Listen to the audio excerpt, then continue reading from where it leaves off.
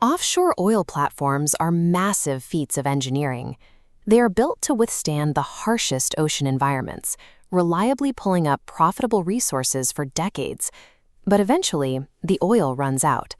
When it does, safely dismantling and removing thousands of tons of steel from the ocean floor becomes an incredibly complex and expensive engineering challenge. In 2015, a global operator named Woodside Energy reached the end of its work with the aging Northern Endeavour platform in the Timor Sea. They transferred ownership to a brand new, thinly capitalized company called Northern Oil and Gas Australia, or NOGA.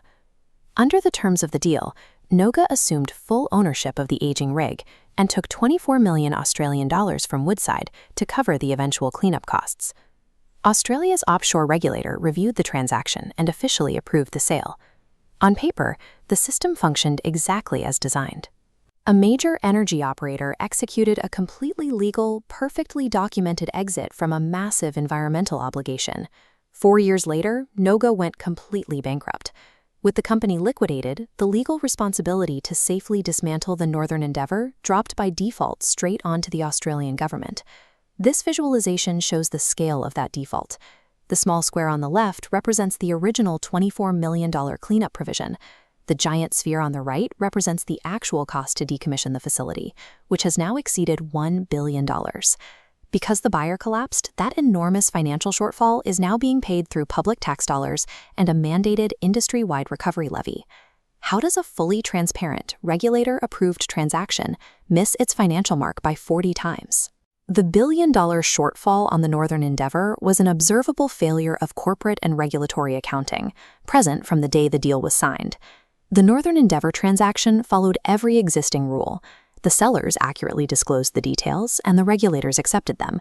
This chart identifies the mechanism of that exploit, defined in the Aquarian Systematic Resilience Doctrine as liability laundering. Unlike traditional underbonding, where financial reserves passively drift downward over time, this is a single approved transaction. This diagram outlines the playbook's 4 pillars. First, the cleanup obligation was quantifiable. Second, it relied on an active legal transfer. Third, the buyer's inability to pay was entirely checkable at the time.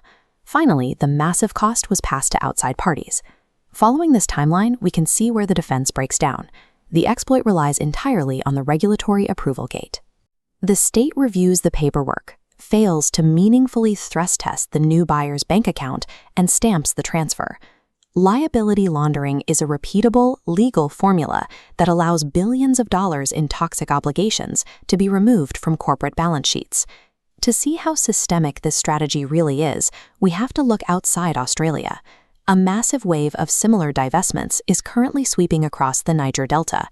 Major international oil companies are rapidly retreating, systematically selling off aging onshore fields to domestic buyers and creating opaque ownership structures.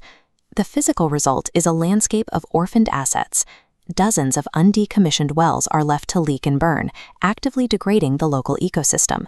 Without a government safety net to absorb the financial blow, these physical and financial liabilities fall directly on local farming and fishing communities. This scaling diagram illustrates the sheer size of the problem. By taking a 2011 environmental assessment for a single territory, Ogoniland, and projecting it outward to cover the multi-state footprint of recent divestments, the true exposure becomes clear. The lower bound of this Nigerian environmental exposure is estimated between $1 and $5 billion. That figure is larger than the entire Australian Northern Endeavour case. Opacity in these sales functions as an active mechanism that destroys the health and livelihoods of local communities. This cross-jurisdictional table reveals the universal loophole. Whether it is a single aging vessel in the Timor Sea or a network of onshore fields in the Niger Delta, the pattern holds. Capable sellers hand off massive liabilities to unproven buyers, with regulator approval. The core regulatory failure is a matter of timing.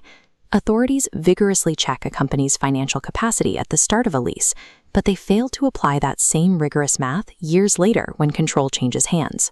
The proposed doctrinal solution to close this loophole is the ASR Transfer Resilience Audit. This audit applies a Sentinel risk value tool at the precise moment a divestment is proposed.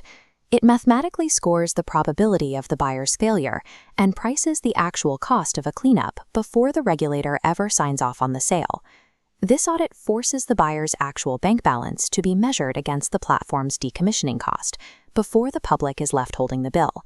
If regulators had run this exact audit on the Northern Endeavor transaction in 2015, the massive deficit would not have been a surprise.